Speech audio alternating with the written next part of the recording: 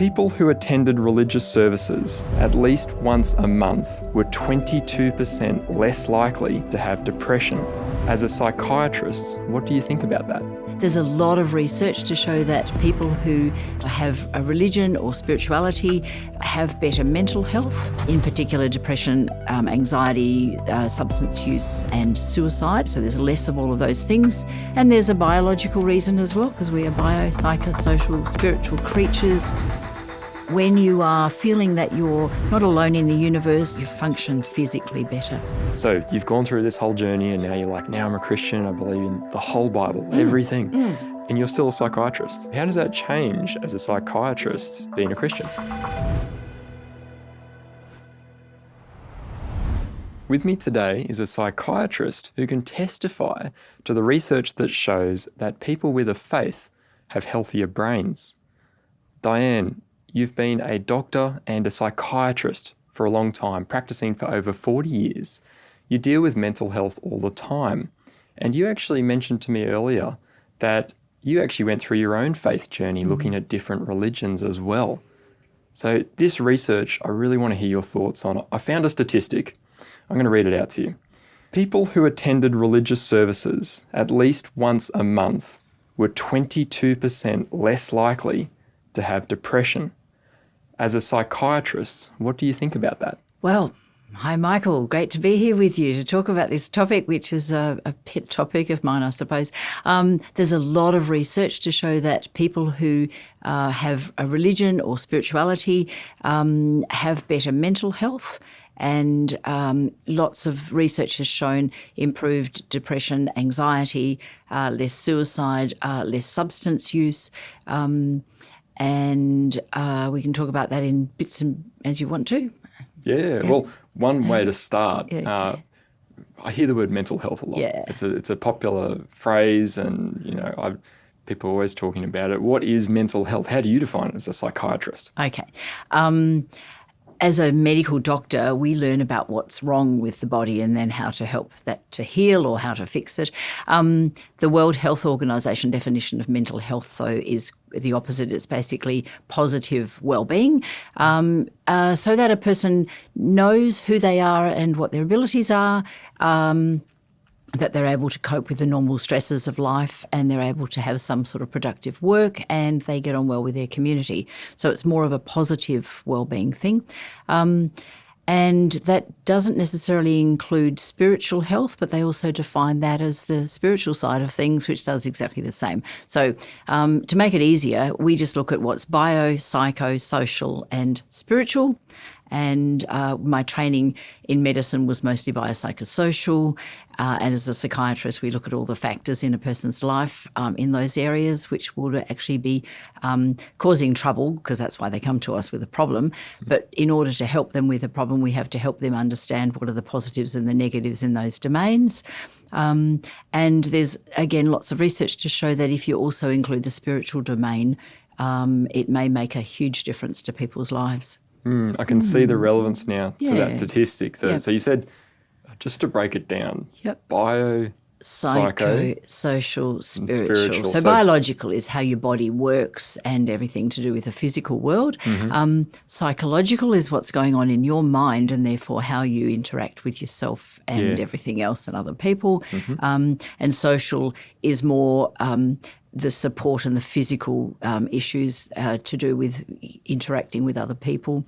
And then spiritual is your relationship with the divine or the supernatural. Right. So I use a little picture in my head. So if you imagine a triangle, so tip up, base down, then you put another triangle inside that with the base up and the tip down. Okay, so now you've got triangle. Upside down triangle. So now you've got 1, 2, 3, 4 little triangles. If you put yourself in that middle upside down triangle and you put the divine or the supernatural above you, that's a good place.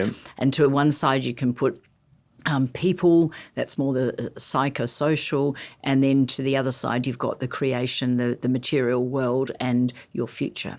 So if you think about yourself there, you've got a connection with yourself and that sort of self-esteem and how you like yourself or don't, and that's really important for how we think, and how you connect with divine if you think there is one, or whether you think there is a divine who doesn't like you, that's going to make a lot of difference. If there's a God who helps or a God who hinders, that makes a huge difference to how you function. And then how you get on with other people is an important thing, and also how you get on with the world and your future and all those things. And obviously, if you've got good relationships with all of those, you're going to flourish. Right. And if there's anything goes wrong with any of those, there can be a sort of a flow on to the other areas. And what I tend to find is if I take a biopsychosocial, spiritual attitude to the person, and I see a lot of people who have their sort of spiritual thing is atheism, there isn't anything, and that's fine. I don't have to tell them what I think. And in fact, as a professional, we keep our own beliefs to ourselves. Of course. Because I'm there to help the person with their problem and to achieve the goals that they want to achieve. But I can look at a person and go, okay, I now can see you as one who has a connection with the divine who actually loves you, and that will inform how I see a person, even if they don't think much about the divine. And so what we try and do is we help a person to improve the areas which they would like to improve. And quite often, if someone's got a lot of traffic fines because they've had a mental health issue and they couldn't do their Can't even think can't properly. organise themselves to think properly, if I can write a letter to the government organisation that does the fines and say I attest that they've had some difficulty, now they're getting some help, but their fines were as a result of their mental health. Can you please do a fines review? And I had one chap, $35,000 worth of fines had accumulated when he'd been very unwell. Yeah. Well, that lifted a great depression and anxiety off his shoulders. So I was dealing with the actual physical world at the legal and financial sense, and it had huge flow onto everything else as well. In the triangle, Yep, is yep. that, so dealing with the fines and those things, Yep. is that, so you got like the spiritual Yep. side, and then you got the social side. Yep. The fines, is that other side? Yeah, I would If I say think so. The psychological and other people, like there's no clear thing. They're No all clear, interacting. yeah. It's like a Rubik's Cube. It turns around a lot. Helps But them all, yeah. but if I'm trying to say, well, here's the person in front of me, they have some problems. What I want to know is, and what domains and sort of problems do they have? And often people come in with lots of problems. Look, mostly if a person has one problem, they solve it. Yeah. And usually if they've got one problem that they can't solve, often more problems occur. And by the time they come to see me, there's usually multiple stuff, and they usually come without hope, hoping that there might be something to help them. And they're all sort of feeling that they're in a pit, and they're going, can you make sense of it? And the first thing I do is say, hey, you're a good human being. I'm glad to see you. What do how long's this been going on for? How can we help you? And let's just sort of take an inventory. We'll look around and say, what's not working, what is working, and then just divide it. And it's a bit like the bookshelf behind you. Is there one behind me? Yep, there is. Great. Yeah. So the bookshelf, so we say, okay, let's just say, what are the good, what are the bad in all these different areas? And then we have an inventory and we say, okay, what do we want to achieve and what would be a plan for it going to achieve them? So if I can demystify psychiatry, that might be helpful, because I know people have some pretty weird ideas about what we do. Yeah. So it's you're untangling helping people to see that it's not quite the mess they think. Yeah. Put things in their places, and then you can work on things bit by bit. Yeah. And generally if a person comes in, they're in overload, it's this sense of everything's all confused. You go, look, let's just settle things down, and we can only do one thing at a time today, so let's find out what's the best thing to do today. Yeah. And once the person starts to have that sense of, oh, I can have some mastery over my problems, a lot of things improve. They often realise there's other things they did know how to do. So quite a lot of the time I'm not actually teaching anybody new things. I'm reminding them of old things that they knew but they got a bit buried. Yeah. And then, then people go, oh, I feel so much better. And what did I learn? I don't know, but I saw myself and my issues differently. Yeah. And then they go on, and there's a self-healing in humans anyway. Yeah. That's really, actually, I want to move on to the faith statistic, but just before I do, it made me think about, I had some physical health issues and pain. Like I couldn't stand up because my feet were too painful. Ooh. And then my back got painful because I couldn't sit down. Yeah. And then I was like, but then I need to stand up to rest my back. And I felt like, it's all tangled up. Yep. And then it was a matter of setting out and going, okay, you've got all these different pains. Yeah. Let's work on one for a while. Yeah. And then make some progress, and then we can work on the other, Yep. like one at a time. And Yep. that makes so much sense to me. You're talking about the same with the brain. Like you've got to work on, can't work on everything at the same time. No. Just baby steps and one thing at a Yep. time. And I've made that connection And now. taking the story, you go, where were things good, if they ever were, and when did things start to change? And if someone's had lots of bad stuff, but they've come in because there's been I'm going to use jargon here. Acute means less than 3 months. Chronic means longer than 3 months. Okay, so acute on chronic. So you could have it's been chronic and long term, and then something happens and you get a flare, and that's why sometimes people come along. They can cope with lots of bad stuff. Yeah. Humans can cope with and then something happens and it's sort of like the last straw. It tips them over, and then they can't cope with anything. And if you've had foot problems and then you get back pain, and then you can't work, and then you're sitting at home, and then you get everything. bored, and you Get might, stuck. people start drinking, or they can't sleep, and then they start being frightened, and then they get depressed, and then they try, and sometimes the things they've tried to help them improve, those things might be partially helpful but cause trouble as well, and then they usually come in and they crash, and then they come in, and sometimes that crash is the best thing that happened, because often when we get to rock bottom, we go, oh, I can't go anywhere but up. Yeah. So how about we try and work things out, pull them all to pieces, and decide what one thing can I work on. Yeah, so it's very exciting working with people, with mental health problems. That's because a lot fantastic. of them can get better, or if not, they can get mastery over managing their thoughts and their feelings about it. We'll get back to the interview in just a second, but first, I'd like to thank you for watching these videos. And if you aren't subscribed, please subscribe and ring that notification bell, as it helps us create more content like this. Let's get back to the interview. Okay, so now to the faith sort of question we had Yep. at the start. It's really interesting research. 22% of people who attended a religious service once a month, they had, was it 22%? Yep, less depression. It was an improvement. We'll put it that way. Yeah, I won't go back to the yeah. stat, but does this just mean any faith, or does it Yeah. have to be the Christian faith? No. There's lots of research has been done, mostly on the major religions, because you can find enough people to do some good research. You need data to, Christianity and Islam and Judaism and Buddhism, Hinduism, the main ones that you'd think of.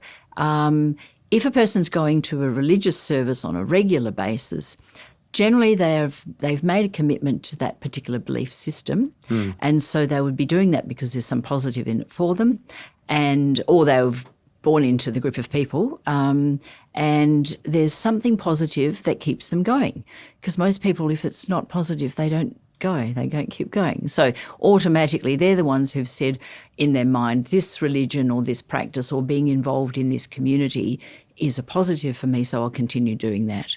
And then the positives for mental health, if you have a faith, there's a couple of things. One is that your whole life tends to improve because you've got a sense of there's something more than me, I belong.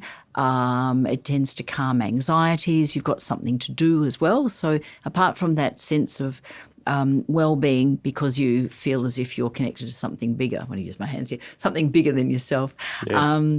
There's also usually there's sort of religious and spiritual practices, what to do when you're anxious. Yeah. If you're anxious and you pray, instead of being thinking about how bad it might be. So if your feet are hurting and you've lost your job or you're worried about losing your job, worry will actually make you think of more negative things, and then your alarm system starts to go. And in fact, there's some really good research that shows that if you think negative thoughts, they can actually measure inflammatory markers. They're called inflammatory cytokines. Cyto means cell and kine is movement, like kinesis. They're like the first responders. If something happens out in the community, someone blows a whistle and all the first responders come along. If you think negative thoughts, your body's equivalent of that starts to rise. Yeah. You'd expect it anyway. If you see a snake, your alarm bells are going to go, and the adrenaline goes off, but the immune system also gets prepared, because if there's a snake, you might get bitten, you might have to be running and you need to change your whole body chemistry to survive. So the immune system's connected to the brain, is connected to everything else, as we know. Yep. And so you go thinking negative thoughts, they can actually measure about 6 hours later, rise in the inflammatory cytokines. So that's pretty amazing. So I tell my patients that, say, keep an eye on your thinking, because once your inflammation starts to happen, it's the response. While you're busily doing survival, you can't be doing thriving. You can have war zone, but you can't have peacetime at the same time. Yep. And so people who have some sort of faith, they've got something to do. When they get frightened, they go, well, I will pray, and that tends to calm things down. So the inflammation reduces and their body can utilise their physical resources for thriving and growing, rather than necessarily just being running and being scared. Yeah. So that's basically just that you've got a better baseline. The other thing that they've noticed is that when something bad happens, people find that they can cope with it better. Look, there's even research to show that religious therapy, it's called spiritually augmented whatever therapy you're doing. I've trained in spiritually augmented CBT, cognitive behavioural therapy, which is cognitions are thinking, thoughts. Behavioural is what you do, and therapy is getting better. Okay, so cognitive behavioural therapy is if my thinking has got me to the point where I'm not functioning particularly well, and if I change my thinking about that, again, to more positive, more long-term good, rather than, oh no, get them out of an alarm into thriving, basically, even in the face of the problem. Yeah. And you can't choose your circumstances, but you can choose how you think about it. Yes. So you go, okay, I'm small, there's this big problem here, and I can think to make myself feel smaller. Well, of course, my alarm bells are going to go, the inflammatory cytokines and all the rest of the sort of stuff happens. Or I'm small, there's this big thing here, and I can think to feel bigger, it might be I have people around me. And if you've got a faith community, there's usually a lot of acceptance, and they're the resources you're going to draw on to be able to feel bigger in the face of that thing. And there's practical stuff. We know the practicalities of a community. Someone can help somewhere, even if it's just a shoulder to cry on or make a cup of tea. And when you're all alone, you tend to sort of go into more of a mental pit.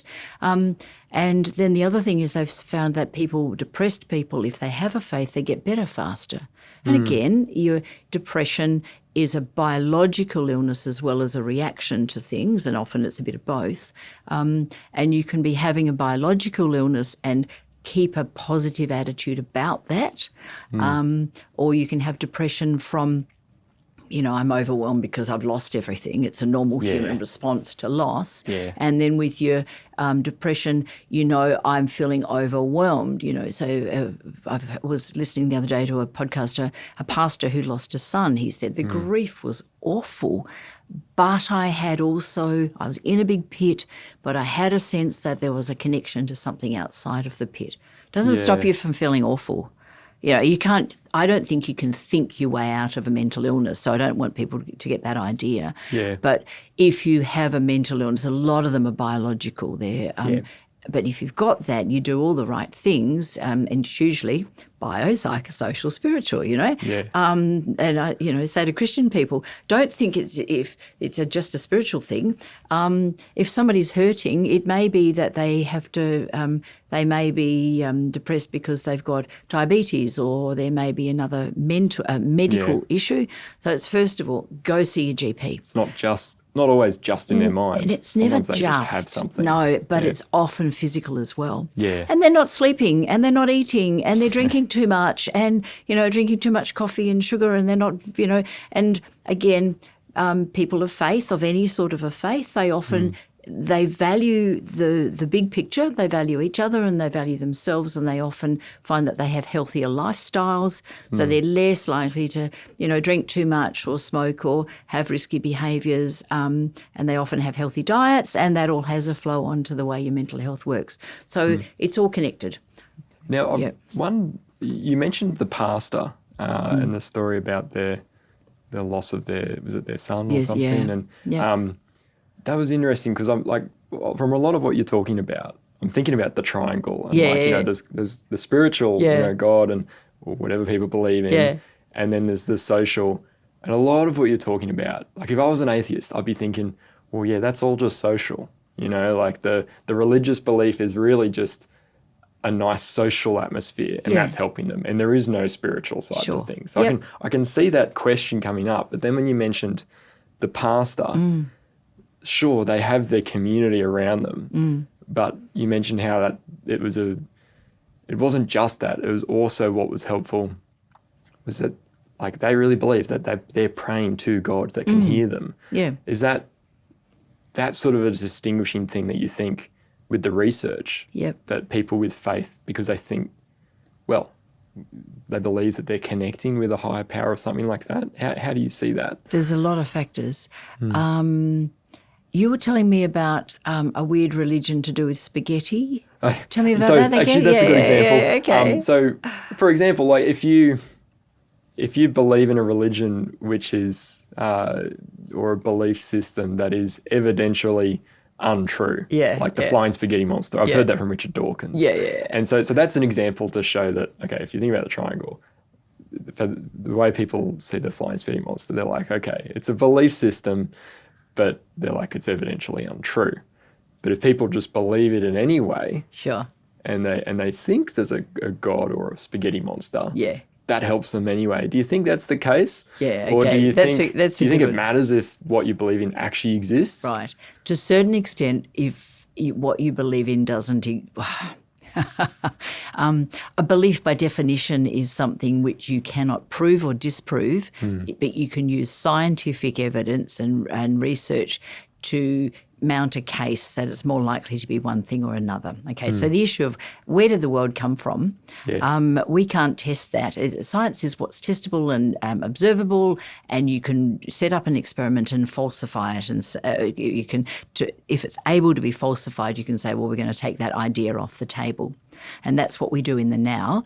But anything to do with beliefs and origins and supernatural, by definition, can't be measured in the natural. But you can measure, like you can't see the wind, but you can see what happens with regard to the wind. So we're looking at evidence in the now, and we're assuming something happened. You can't repeat how the world started, and there's lots of different ideas about that. Yeah. So a belief is something that you've constructed based on evidence. You say, is there no evidence for the flying spaghetti monster? Well, we know it was a book that somebody wrote, because it was really a parody on organised religion, and they were taken to town on some crazy stuff that happens with religions, a lot of which I'd agree with them. They were also very funny. But the issue is, if it's a belief that there's really good evidence in the now for there being some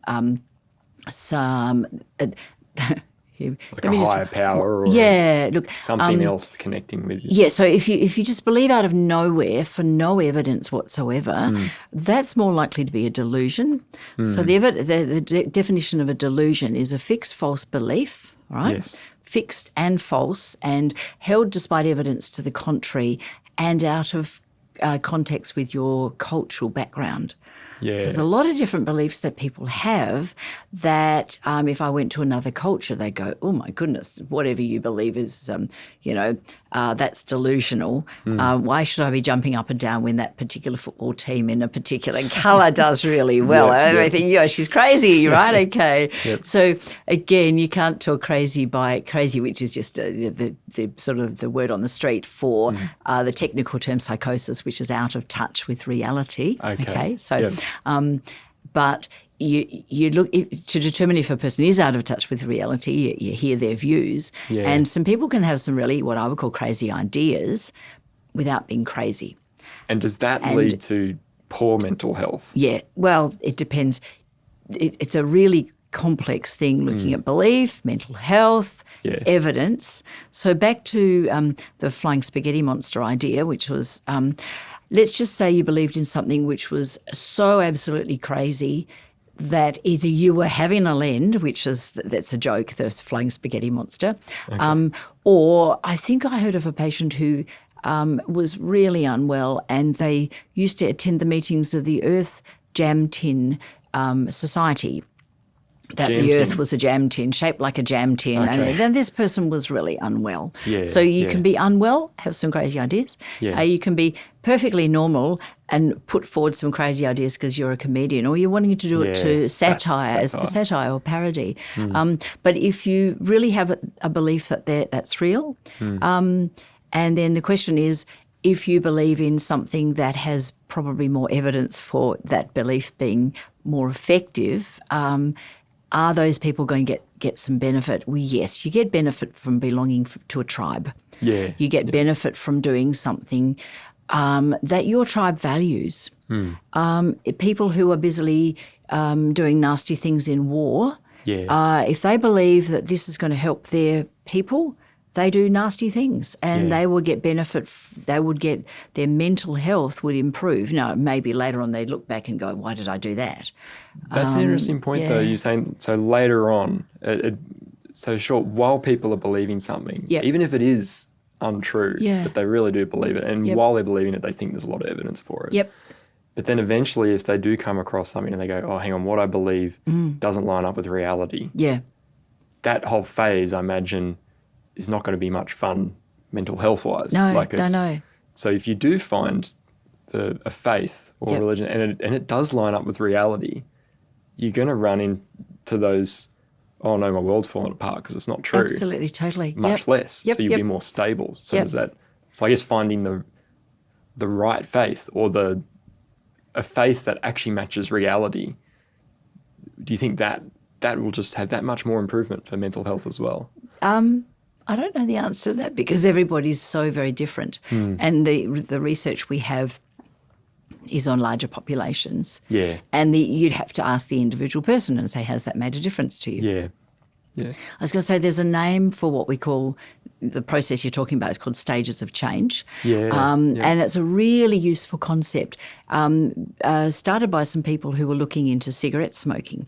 And so in medicine, if you've got a broken leg, well, the doctor can go, or the surgeon can go and fix it. So you've got a person who can fix the passive patient. In some things like smoking and lots of chronic illnesses, they're the long-term illnesses which have a behavioural basis.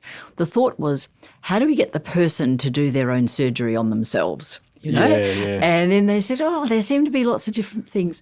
The brain surgeon can't go in. Oh, I'm just going to take away the smoking behaviour from your brain and you're all good now. And you're all good now. So they said, oh, look, they looked at people and they said basically you've got the people who they called, they're in pre-contemplation. Now, that was basically denial, but that's not a very nice thing. That's a bit pre-contemplation's a nice which word. Is basically I'm before contemplation. Well, contemplation is I'm thinking I might have a problem, but I'm not quite sure, and I don't really know what to do about it. And that's not a very pleasant place to be. My world's not fixed. What would people, like if someone was in that contemplation phase, what are some things you might hear them say? Well, they usually feel anxious and they usually come with a problem, and often it's not the problem. The problem they present with may be a consequence of there's something going wrong in their lives, and they're sort of in a state of flux and going, I'm not sure what I should do about this. So something's wrong, but and it's not a nice place to be.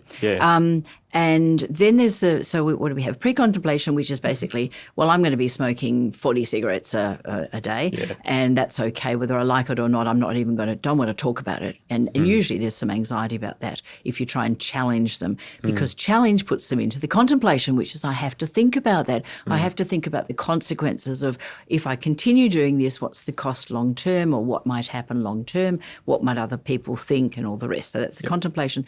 Then there's the determination stage, which is, I've got a problem and I realise it and I have to do something. And there's like early determination where you're sort of thinking about it or preparing, and then there's the stage of action, which is I'm working towards the goal that I want.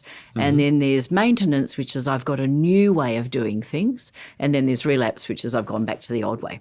So when I teach this to people, I go, okay, imagine roads. You're going 180 degrees in that direction, smoking 40 cigarettes a day. And if you think contemplation, oh my goodness, it's like being on a roundabout going, I don't know whether I go down the road of none or half or changing to vaping or what it might be. Or more. Okay. Or more, yeah, more. And then once they've decided on their goal, it's like roundabout is checking all the goals, and that's uncomfortable. You ever been in a roundabout and not know which road to go? No, it's exactly like You're that. stressing out. You're like, oh, I can't turn forever. Okay, and sometimes it's like, oh, I can't cope with this. I'm going back to the thing I know, even though I don't want to be going there. And then if you do go around the roundabout, and what we do for people with contemplation, because most people coming with a problem in any field, because if they know where they're going, they usually just go do it. So if they come to you with any sort of a problem, they're usually in contemplation. And so I teach people that, and they go, I'm in contemplation about such and such. Good. Now you can probably work out what you need to be doing here.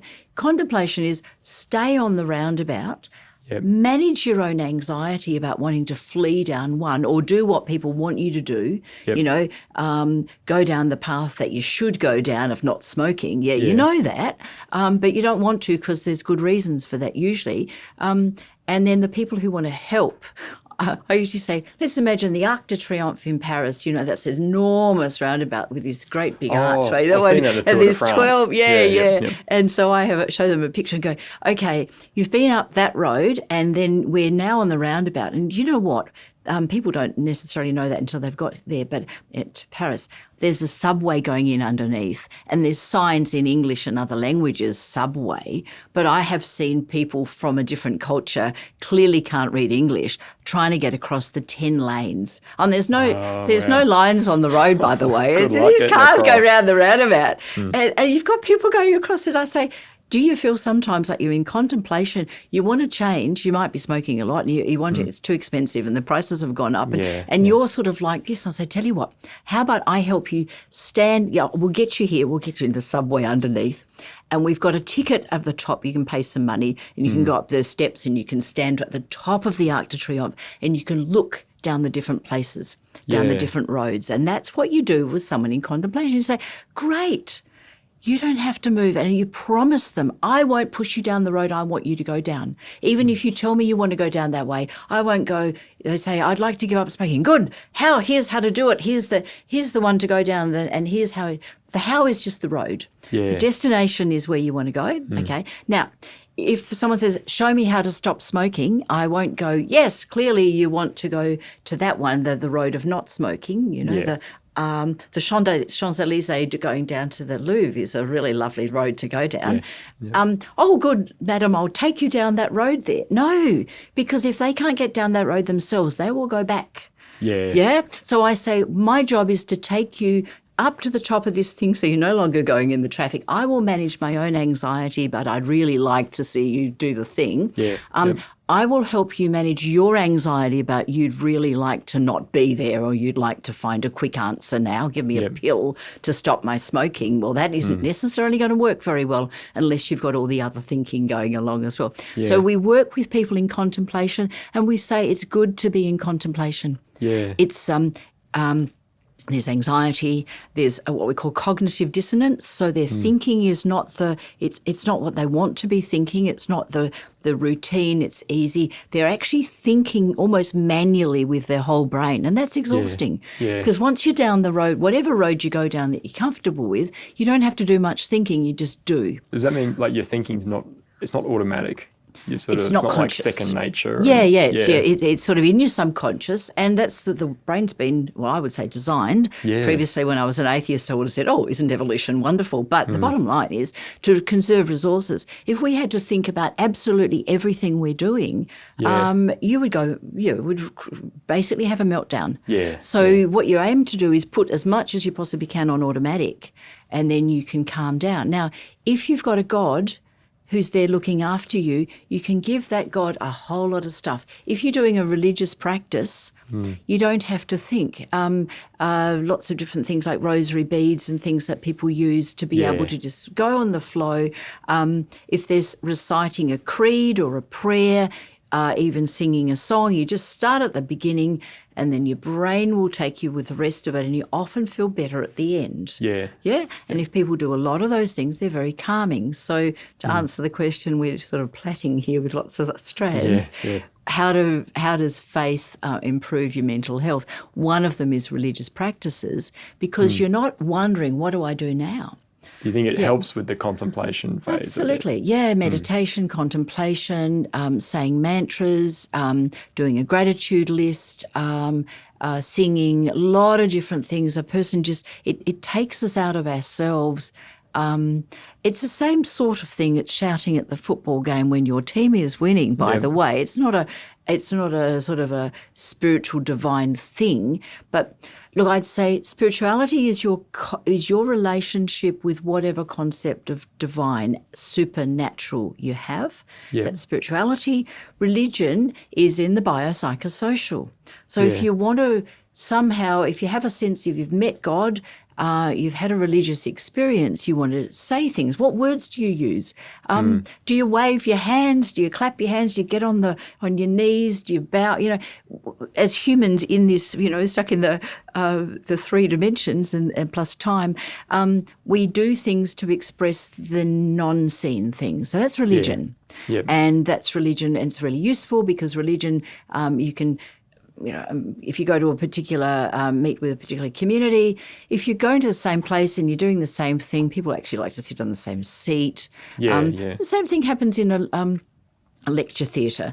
Some people like to come to the same place. And that's the whole business of being human and saying, if I don't have to think about that, I've got more bandwidth to think about all the other things. It's a bit like when you, so when COVID happened and everyone was working from home. And then you're going, oh, I don't really feel like working here because I don't work here very often. No. And then when you go to the office, you're like, oh, I just know I can work here because I'm used to sitting in the office chair at the desk. It's like, this is where I work. I know. It's called state-dependent learning. You know, hey, you can only tell jokes at the pub. You can't necessarily tell them to your grandmother. It doesn't feel the same. Okay, the state around you changes how you feel. So again, if people go into any of the religious buildings, immediately a whole lot of stuff clicks in if you've been acclimatized to that.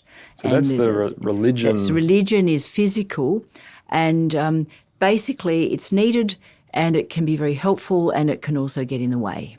Yeah, but then you said you contrast that to spiritual. Yeah, and the research that's been done on mental health and physical health usually looks at religious and spiritual because there's such a connection with them. You can't really express your spiritual without some sort of religious practice of some sort, whether it's an organised thing that everybody does or something that you've just decided you want to do.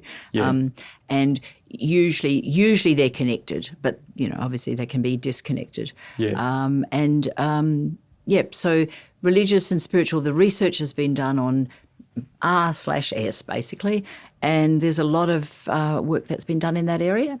And the main thing I think as practitioners is basically when we do a history with a person is find out, one of my main questions is, do you have any religious or spiritual beliefs or community, and has that been a stumbling block or a stepping stone? Yeah, so it can be, in terms of when you mention, we had the statistic that generally, like there's a certain percentage where spirituality or religion helps people with getting over depression and things like that. But there's also, it's not like always that's the case. Sometimes religions and you know, there can be the opposite side of things too. Like it can be damaging for mental health. So do you see that as well? Yeah, in terms of looking at the research, they've mostly dealt with people who have had a positive spiritual or religious experience and therefore practicing they're along that particular, the Champs-Élysées, along a path. You know, if you're going monthly, you've decided you're going to keep going. So they're getting something out of it. So it's saying people who are getting something out of their religion and spirituality, they have better mental health and physical health as well, and they have often better communities. Now, then you say, yes, can it be damaging? Absolutely. If there's a disconnect between the person and what the group believes, well, groups often act just like humans under threat. You know, They can, be nice and nasty. And if a group is nasty, a group can be very nasty. And so again, that's why you ask, has religion been a stumbling block? And for a lot of people, they've got some ideas that they're supposed to fit in a particular, go down that road. And if they are people, everybody else says, no, you're not allowed to go down the road, you go down the other road. The human being is actually stuck in the crossroads, the roundabout. And that's usually where the issue is. And sometimes we'd even work on that, on spiritual problems. Although if they had a spiritual issue, I'd often send them to a chaplain or a priest or someone of that faith in order to help unpick. Because most people who've had a negative reaction in a particular faith, it's not the faith itself, it was the people administering the rules, so to speak. And if you usually if that person goes to the faith they've come from and they find a person who's in leadership, generally that will be helpful. Yeah. I've had a bad experience with this and with these people, and this is what I do. Or if they have flouted the rules of that particular religion and they go to a person who's in authority in that religion, that person has dealt with people with those rules, and there's a way that religion will deal with it when you transgress the rules. So there's ways through, rather than, okay, let's change religions or something like that. Yep. So again, you work with the person where they're at. Yeah. I hope you're enjoying this interview so far. Creating content like this takes a considerable amount of time, effort, and resources. We're passionate about getting this message out, and we want to keep bringing you more videos like this one. But here's the thing, we need your help to make this happen. Your support, no matter how big or small, will help us cover our production costs and enable us to continue creating impactful content. To support this project, just use the link in the description below or the on-screen prompt. We're so thankful for your support. One thing I want to talk about as well is your story, because you looked at a bunch of different faiths, and you've gone through some, you explain. It's your story. So how did you go through the contemplation of different faiths? Yeah, I've been to a few roundabouts, haven't I? Okay. All right. Well, I grew up and for various reasons we attended a church where there was a lot of religion. They believed in theistic evolution, which is that there is a God, but he got things going and he left us alone. And it was sort of long time ago, in the midst of time. There was no real connection with any there was no, at the physical, there wasn't a history of here you are and this is when God made you, but there was a God who sort of did this stuff, and it was actually told, like the blind watchmaker, he set the world going and left it, but there's all these rules, and he's sort of like this sitting up there with a big stick, and you mustn't transgress. So it was a more anxiety-based rather than, avoid pain. It didn't seem to be a lot of pleasure, although I enjoyed the rituals and I could sing the songs and, do the various things as well. But there was really so it was Christian, but it was no connection. God was here. Jesus was, I don't know what he was doing, floating in the sky somewhere. Really didn't get it. But what I saw was that people would do this as a religious thing on a Sunday, and I enjoyed being part of all that stuff. And then on the rest of the week, they were doing something entirely different, which we never talk about God, never talk about what it meant. I never met anybody who said, I was changed by meeting God. I didn't expect to meet God. And you did it through, so the priest in any idea, the priest is the person who translates from the spiritual into to the people, connects the people with the spiritual. And there was a sense of you could become a priest, and I was in fear of the priest. It was like, this is this, dangerous area, a no-go zone. That's all very well. That's up there. They can touch that. I'm sort of down here and I have to behave myself, So some really crazy ideas. And I've, got friends who still attend those type of churches, and that is not the way they see the whole picture. So what I picked up was what I picked up. But that's not uncommon, and I've certainly met people who I felt judged, or I didn't feel that my needs were met for whatever it was, or my questions weren't answered. In fact, there weren't any questions. You weren't allowed. Well, nobody said, "Hey, it's okay to question this." They said, "This is what you learn, and this is what we believe, and that's very well." And you do all those sort of things. So I did those. I went to a school in the same denomination, and again we would sing songs to the Creator God at assembly, and I like singing those songs. It's actually rather nice thinking there's somebody up there who is in charge. Yeah, really nice to know that. But I better make sure I'm good, because otherwise I'll be in trouble. And then this God was put back in his box, and we would go to the science class, and they were good people. Nobody ever mentioned Jesus. There wasn't anything like that. It was a sort of he's over there and we're here. And then in science, we actually learned about evolution and how everything evolved from pond scum. It's, I love that one, from the goo to the zoo to you. There's another one about fish to philosophers or something like that. I don't know, whatever. There's a few lovely little one-liners. And we learnt that. And nobody actually seemed to think that there was any cognitive dissonance about there's a God who loves you, who owns everything, and you actually arrived from nothing. And, they didn't push that we'd evolved from monkeys, but it was a sort of a given. So they taught us this stuff. Again, that was floating in the air, and it was like, well, is there a jigsaw that's going to come down to be made into something I can hang on to when things are tough? Yeah. And there wasn't. It was all sort of floating. So did you continue to be a Christian, or did you No, start to move away I actually from became an atheist. I thought this is ridiculous. This hypocrisy, which is just a mask, the word is meaning the mask. The Greek people put a mask on, and it was to do within the Greek theatres. Whoever wore the mask, you could tell what their character was. So hypocrisy is actually having a mask that doesn't match what's behind it. Yeah. And I think as teenagers, we're looking to see the world, and you want to shake something and say, is this authentic? Yeah. Is this real? Will this work for me? How's it working for you? And does this worldview fit with my needs? And a sort of a concept of a God who he's in charge, he owns everything, he supposedly loves me, but he's not there when I need him. And if I'm trying to talk to him, nothing happens. It's very much a frustration. And I think as teenagers, we sort of want to kick away from the things that we were taught previously. But nobody ever answered any questions. And nobody actually even told me that I could have questions. Could ask the questions. Didn't realise. Everybody was sort of doing their thing. I'm thinking, that's ridiculous. I'm not going to do that. I can't see the point in that. That's the religious practice. Yeah, there you go. So I decided to become an atheist, which was perfectly okay. I mean, nobody asked, nobody knew, nobody said how you're going spiritually. So in terms of that, I had a decent education, biopsychosocial education. There was a spiritual sort of, sprinkling on top, which was really not connected. So if you draw my little triangle, then whatever the divine was way up here, and I'm sort of down here with no way of connecting. And that was really frustrating, and I got a bit annoyed. I'm thinking, that's abusive parenting.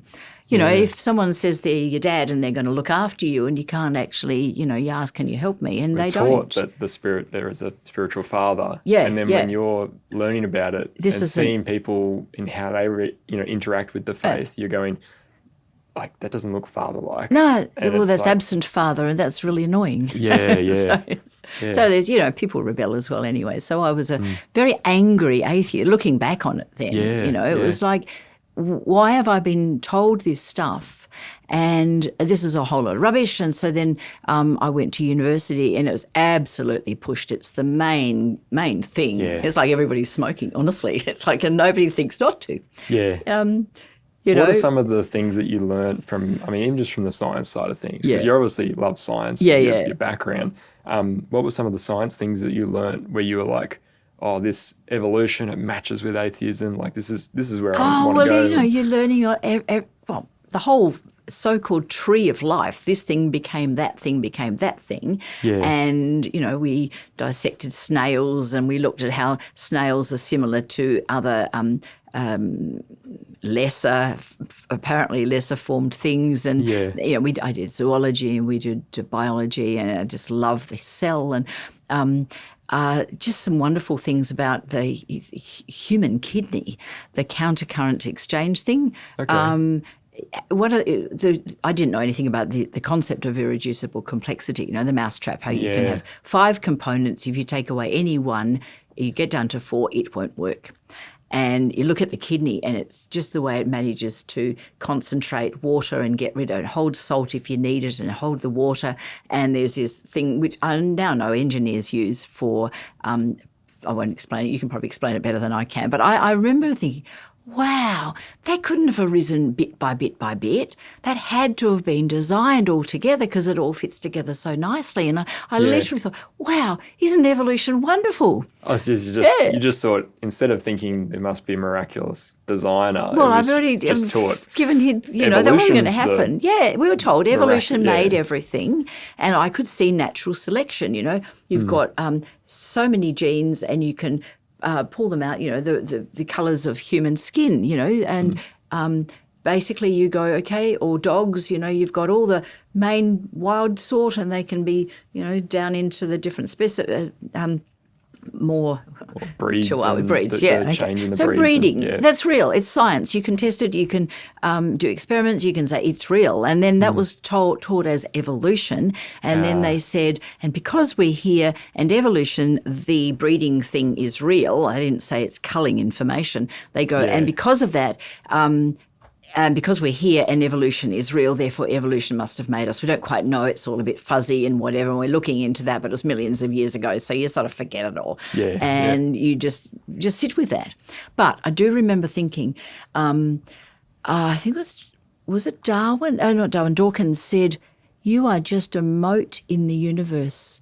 You are a nothing floating in nothing, going nowhere with no reason and no purpose." And that was terrifying. Yeah. It's like, I remember when I was little, I think the first time I encountered death, and most children sort of have an awareness of death early primary school, sometimes earlier than that, depending on what happens to them. And there's this sense of, like, when death is real and you realise it's just terrifying. I had that same little idea with the mote in the universe. It's like, I'm all alone. I've got some lovely parents and family and people around me, and they're all very nice, but they're going to die too. Yeah. And I need to make sure I look after me. And there was this sense of, I'm really going to work hard and make sure I've got a good job, and I can, because there's no one going to look after me. I have to look after me. Yeah. There was that sense of, and that's good. I was, blessed with a lot of talents and gifts and worked hard and whatever. And so I was doing well. So I think basically it was pretty much, you climb the ladder, you think, well, I'll be okay, I'll look after me. And I'm going along that particular path, and then things went well. I enjoyed medicine, got married, did psychiatry, enjoy that. It feels great, really enjoy being with people. And then I got to the stage of being able to see a little bit ahead. And they reckon the people who are most likely to look for the divine are the very poor who have nothing and realise they need help, and the very wealthy who've achieved what they want in the material world, and they realise they haven't got happiness either, and they're looking for something. And so I certainly wasn't at the very wealthy stage, but I could see that I could be comfortable.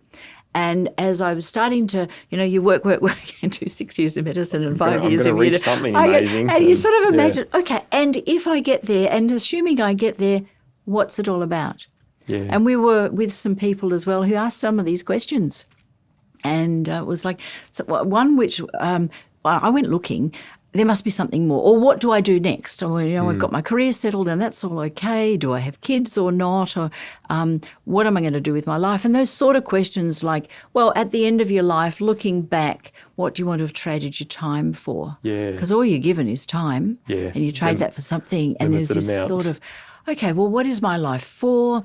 And there was this question which was, other than your family and your health, what's really important to you? And I was asked that question, and that actually got me from the whatever road that was on.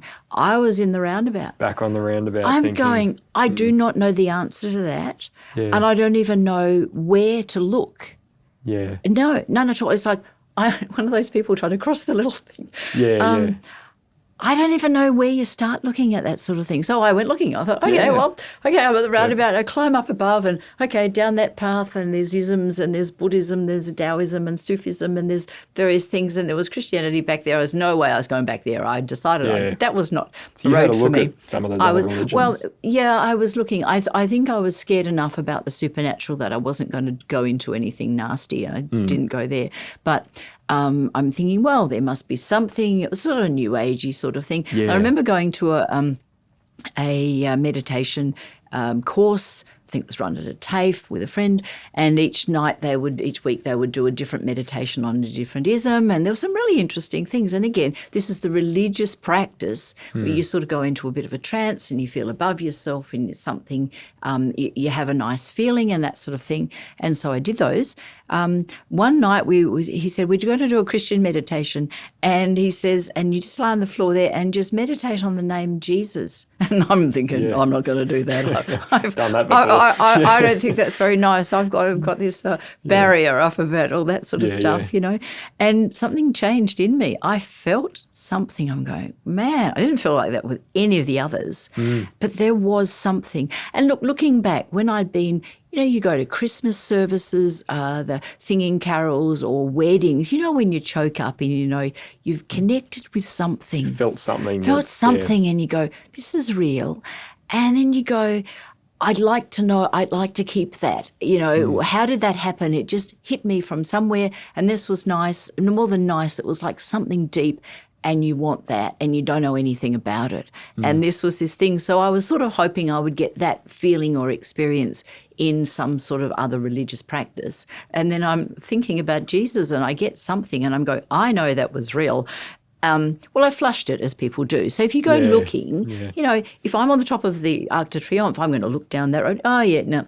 Oh, yep. So mostly when people are in this process, they have little looks along things, and they come back and they keep going, and that is absolutely normal. Yeah. Because if you imagine going along a particular road, there's always a cost. You've got to leave something behind, and you've got to go through the newness. And mostly when people want to change, they try a little bit and they keep going, and then they test it out, and they I'm actually thinking of I know in electrical engineering we did like cost algorithms for like maze searches, and it's that same sort of you can't, if you just exhaustively search every single track, it's so inefficient. So it's like even computer science, it's like that makes a lot of sense. So is there a word for the checking it out? Oh, there's one called Dijkstra's algorithm, which is, it's kind of it's got a mix of that where you sort of explore a few things. Right. I can't remember exactly. I should learn it again, but I did it in one of my algorithms, and it was very effective for just checking a few things. But then once you start to find a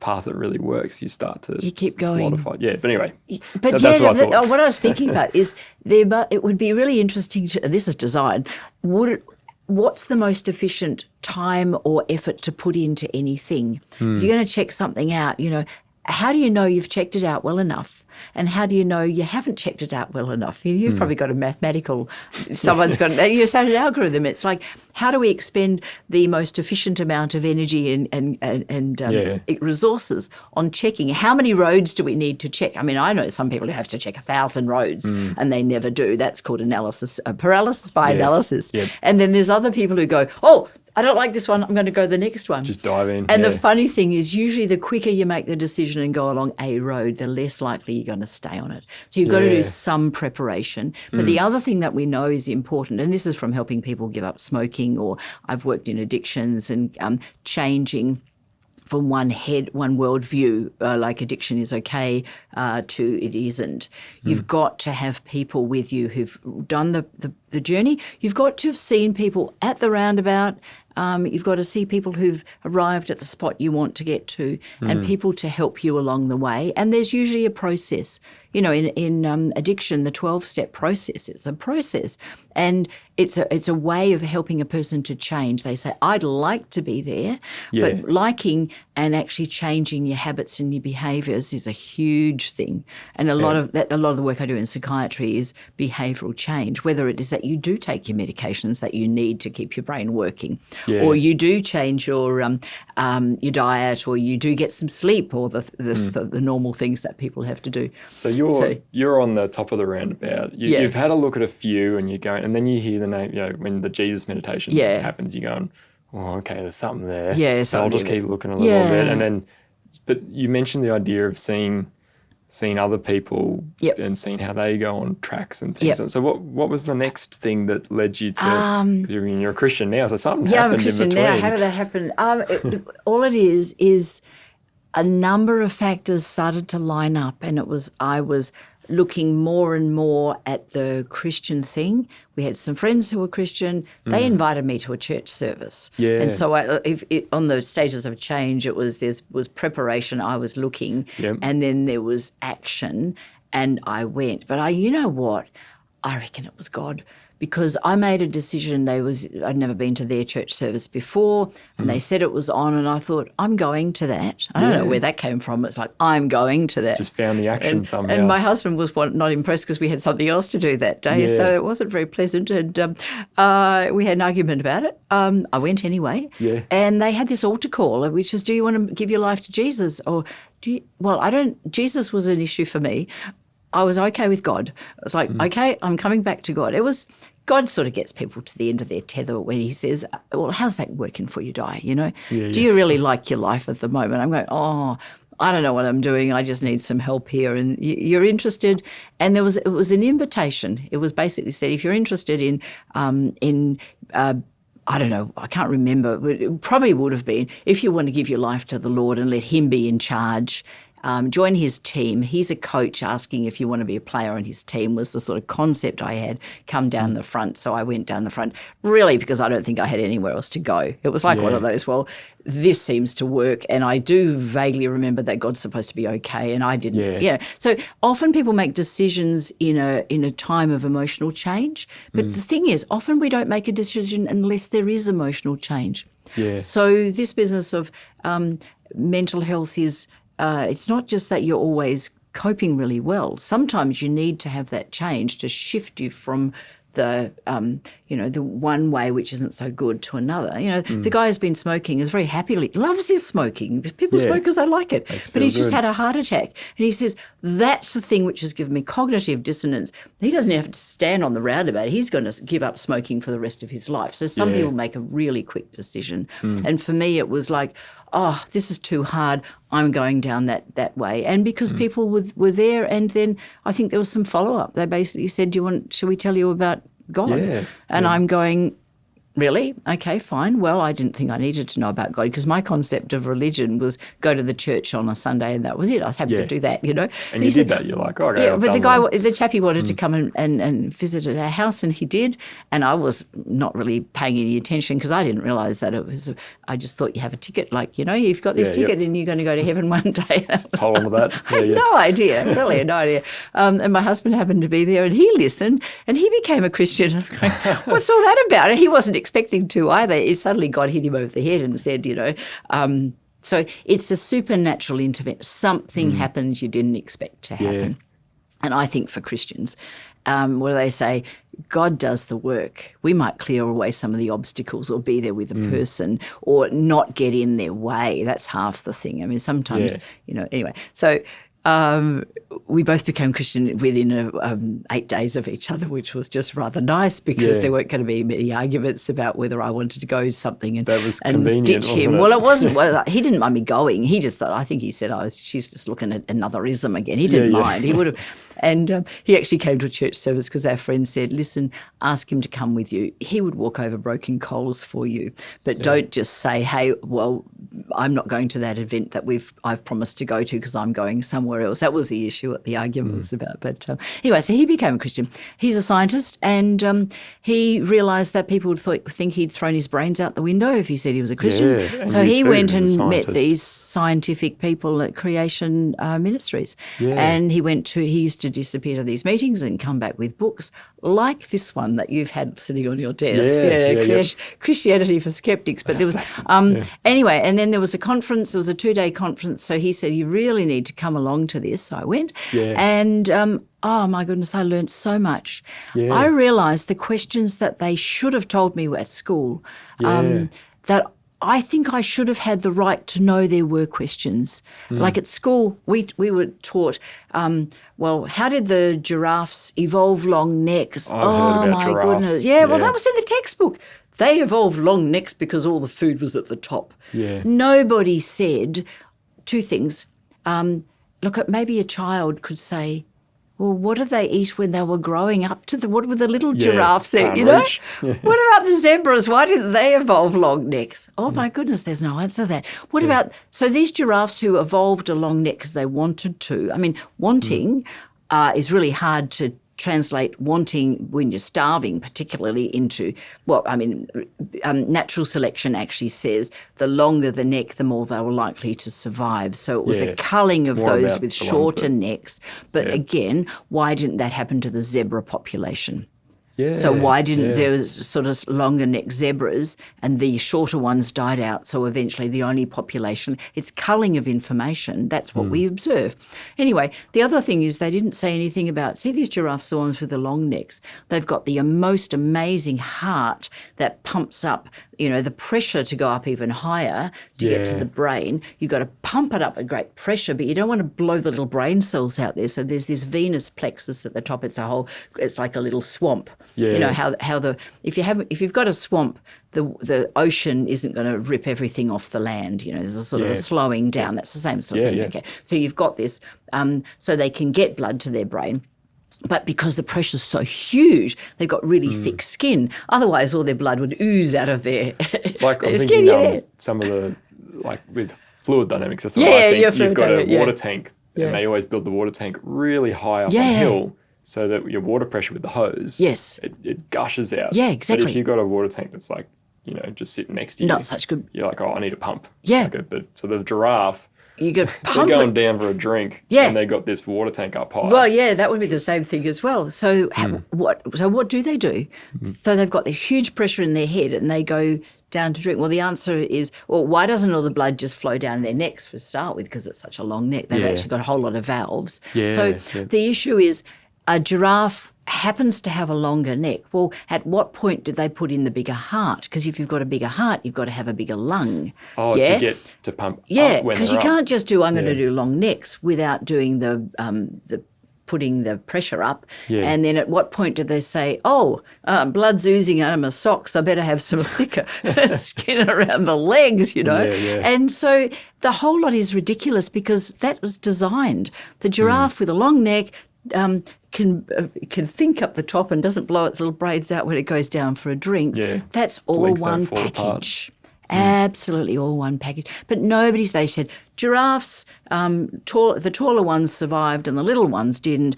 And when I was 15, someone had said, there are questions you're allowed to ask, I would have said, hey, I want to know about these things. Yeah. And then so I went along to this Creation Ministries conference and I learned all that stuff. Yeah. I'm going, talk about cognitive dissonance. I was ticked off thinking, why was I not told?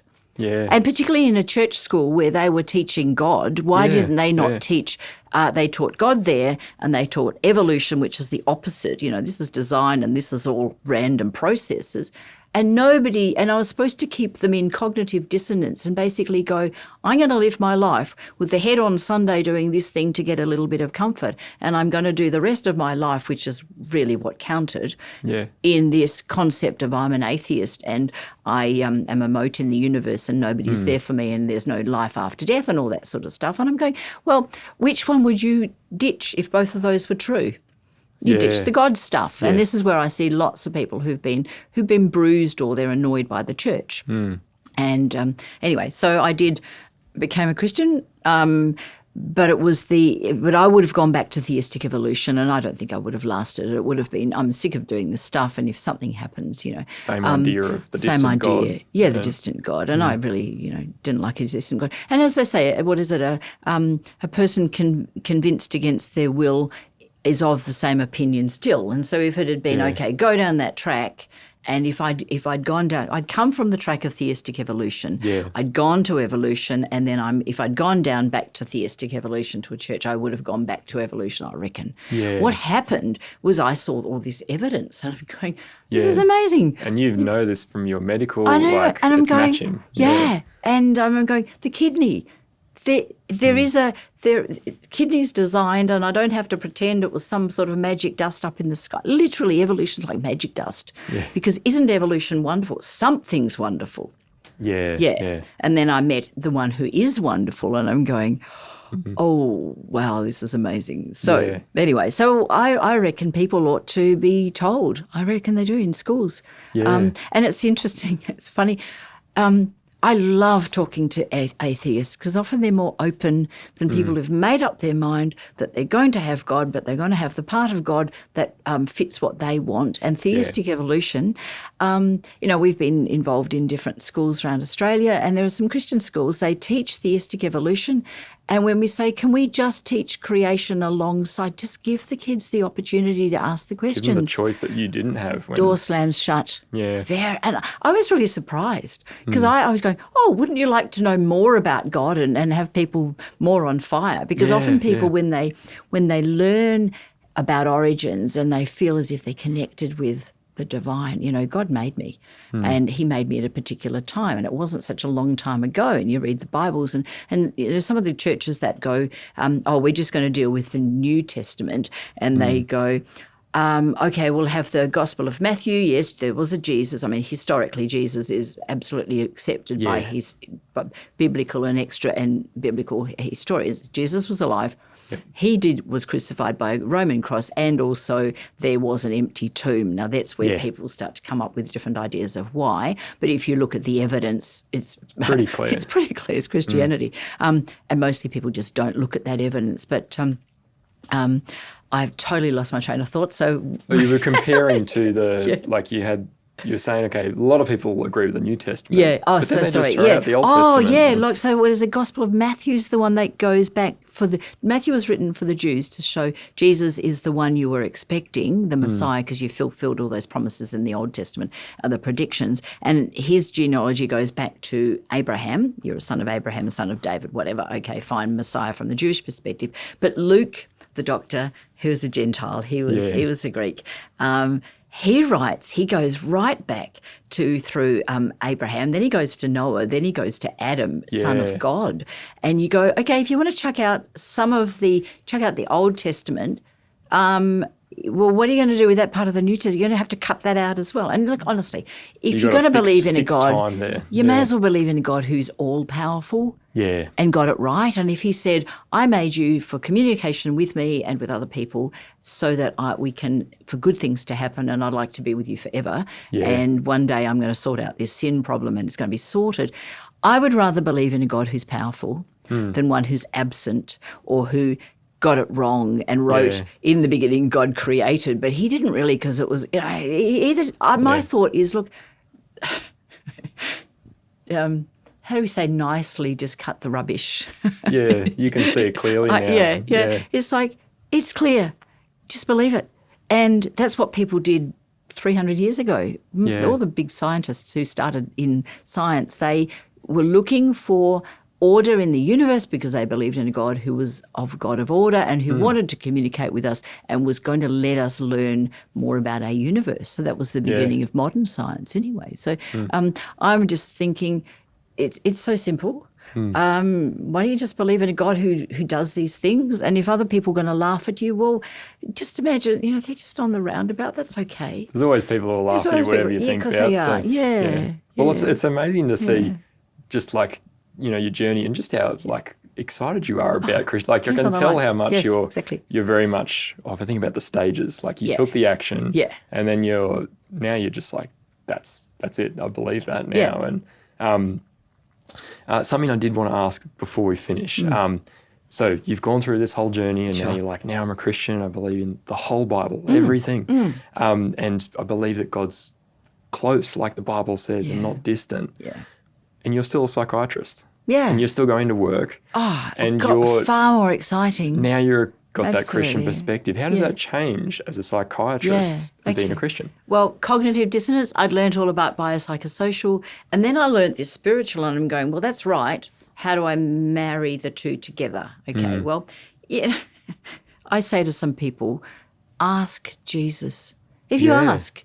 And so I'm going, God, I'm stuck here. It's like, it's not like he's put me on a path and he's going to disappear. If you've got a problem, you ask. And half the time we just, we don't ask, we don't get because we don't ask.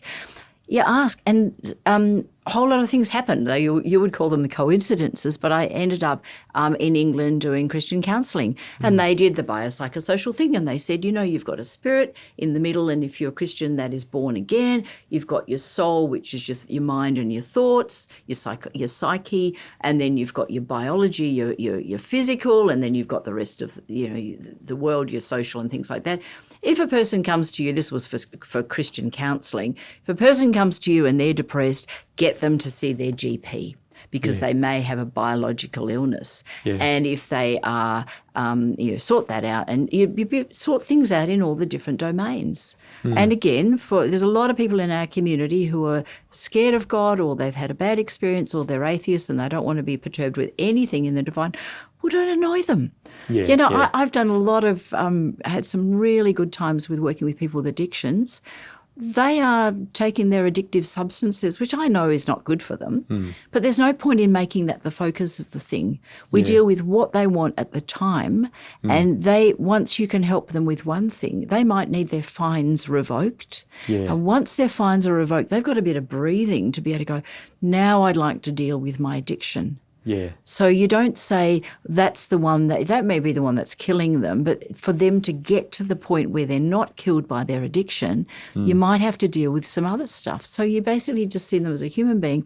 God sent me this person for the reason it might be just to deal with a biological thing. Yes, you're not necessarily going around to every patient going, oh, you need to ask Jesus, even if you don't believe yet. But when there is a Christian, well, if there's a Christian, you can. That's really effective. Yeah, and they're often coming because they are able to utilise not just their belief in God, but also God's power and the people around them as well too. So that's great fun too. Yeah. But I work mostly with people who are non-Christian, and how did becoming a Christian affect my life? I'm going, it's so much easier. All the weight is not on me. This person comes to me, I sort of figure God sent me. I'll say, pray, literally pray. Send to me people I can make a difference to with the small toolkit I've got. May my help them with what they need today. Yeah. If that happens, everybody's happy. I get job satisfaction, they go away. And I say to people, I'm aiming to connect with you long enough for you to be able to sort out your problems so you don't need me anymore. Yeah. I'm not interested in creating dependence. Yes. And you don't want that either. And they go, absolutely. It's expensive. Yeah, expensive. And so I basically just go, okay, God, if you've sent a person to me, give me some wisdom. If you're a Christian, you've got the Holy Spirit. It's like having a mobile phone, better than Grok or Google. You go, God, what do I do here? Now, I don't get a sort of download but sometimes you just get a thought about something, and the number of times someone's given me some new information one day, and the next day there's a patient who I think, that is the key, that new bit. It may not have been new to me, but I might have found something that fitted with what I know. And then someone comes along and goes, guess what? Yesterday, quite often, and sometimes it was last week, or I just went to a seminar on this new thing, and that's the problem that I haven't known how to help you with. And now we've got, and it might be diagnosis, perimenopausal depression in women whose dopamine levels are very low. And you go, oh, estrogen makes dopamine. Well, that makes a lot of difference. And then I start to ask people about their depression. And after I'd been to one seminar, in the first couple of weeks, I was identifying people I'd been sitting with for a long time, and I was blind to that issue. And they are doing very well, thank you. Now, that happens to non-Christians. That happens to a lot of people if you're looking. But when I know that I'm okay, and God's got me in the place he wants me to be. If it works, it's great. And if it doesn't, I go looking for something positive. Yeah. And we were talking earlier about, do psychiatrists read people's minds? Yeah. No. I usually say, it's like your plumber. If you're a plumber and you go to dinner with some friends, you don't look under the sink to check the pipes. If there's a stench and their sewage isn't working, you can probably manage, and they'll probably say, oh, what shall I do? Say, well, I'll find another plumber for you. I'm not going to be worrying with your plumbing. But I use poo a lot because it's a really good analogy for problems. Okay. So, because it smells. Well, a problem. It's like a problem without a solution smells. Yeah. That's what it's there for. It's to tell you a smell is or pain or anything is to tell you there's something wrong. Yeah. Okay, so you've got So I say to people, if there's so much poo, there's got to be a pony. Let's go looking for the pony. And the other one is, okay, if you've got a problem and it just feels like you're overwhelmed by the stench, rather than training your subconscious to say, get rid of that, which is what we all do, of course, train your subconscious to go, oh, that's a bit whiffy. Okay, tell you what we'll do is we'll park that over here. We'll put a boundary around it and we'll see if we can find some roses, we can grow some roses because manure grows roses. Okay. So the rose and the manure is the solution with the problem. So people come with problems and I say, you've got to look at your problems differently. Yeah. If you're looking for the rose, you'll probably find it, but you can't do it right now. So let's park our little sort of piles over there and we'll do them one at a time. But if you've told yourself that it is my problem, my stench, and what I need is to go looking for an answer, often because they're now thinking for the answer, it comes. And so again, I think as a Christian, I expect to find answers. So I see a lot of roses. Yeah. I puddle in the poo, and people come along with overwhelmed with stuff. And when they can get to the stage where they can laugh about it, they can see a bigger picture. And that's a really great thing to do. And I guess when you talk about the roses thing, like as a Christian, when you believe how powerful God is to change people's lives, you have hope for anyone. Yeah. Whereas like sometimes, like if you don't believe in a God who can change people's lives, like you might think, oh, they don't really have hope.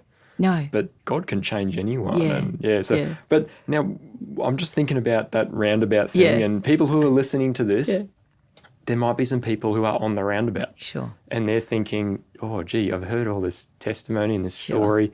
Is this something that I should look into? Yeah. And they're thinking maybe what's the action or is there something they can do? What do you think's the next step? You check it out. You get information. You go looking. And sometimes it isn't just look at creation ministries. You need to look at the other places as well. Don't invest too much and don't get too tied up in things. If they look as if they don't match for you, well, then back off. But if I said to somebody, if I said to a school, just teach creation, I think that's just as damaging because you want to have a look at things. If you have theistic evolution and creation against each other and you just look at the claims, it just drops out as obvious if you're looking. Yeah. And so I say go looking. Yeah, well... So what should they do? Okay, this book, you want to tell them about this? Well, that's what I was thinking. I think that would be really helpful for some people. Yeah, so it's called Christianity for Skeptics, and it is, does God exist? Is there a God? If there's a God, why do bad things happen? And that's a really important question to answer. Is atheism rational? Is Jesus God? Is the Bible God's word? And what about other religions? So there's it's a really easy book to read. And yes, we have this on our bookshelf. It's a really great one. And I think that's the sort of thing that it should be available so that people can go, if I have made a decision to go down that road, I know why I've taken that road and not the other roads. Yeah, well, we've actually got that book as an ebook for free. Is it really? Yeah, okay. So can I have one, please? Yeah. Well, in the video description link, we'll have a link down there people can click on and they can access that. And those questions, like some of the questions you asked in your journey, absolutely, people have got some answers there for people to look at, investigate. So, thanks so much for joining me today, Diane. It's been a real privilege. Thanks.